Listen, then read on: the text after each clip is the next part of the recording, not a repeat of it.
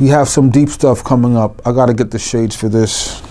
Sorry, Mr. Camera, but we have to put on the shades because, you know, it might be too deep for you guys. So we have to protect our vision here because we're coming from Sound and Vision. So we have to protect our vision and our sound. This is the movie that I've always wanted to see myself. I've always wanted to make this movie. The Face on Mars.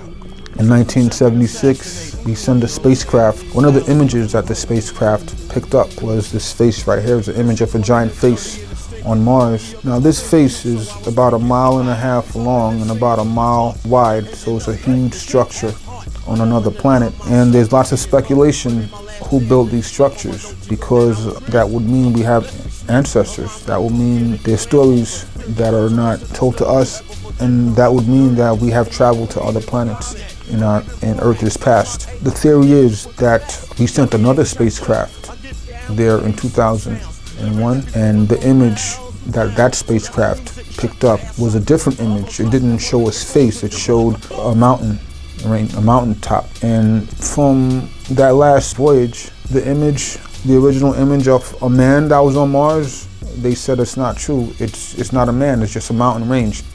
And so it's been a debate. Is it a man's face or is it just a random mountain range? The latest story that we have on this is that it's not a face, it's just a mountain range. But, you know, that's one of the reasons why you have to watch the documentary, because it's like scientists, they have different interpretations and different opinions. So some scientists say that in our past, you know, there was an ocean on Mars, just like the oceans that we have on Earth. And so there were civilizations there. They were just as advanced as we are, and that's a speculation. But the general scientific explanation that we have is that it's not any of those things. There was no past civilization on Mars. There was no recent life on Mars. And I tend to think that there's something else out there because, you know, from watching that documentary and seeing the evidence I see is that.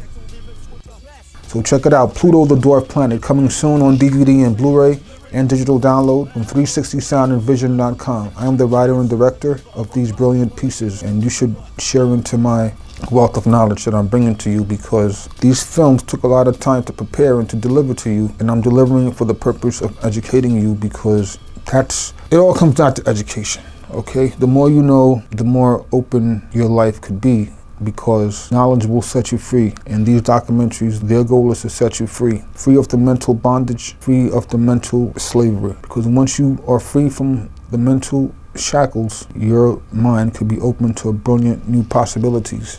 Pluto the Dwarf Planet, planet of possibilities that we do not know about. These documentaries that you're able to get is serious business here. This is not a fun or fake. This is a real deal, because if we don't make ourselves aware of these things, then we're missing out. So get your DVD players ready and get your popcorn machine ready, because you're going to be in for a wild ride.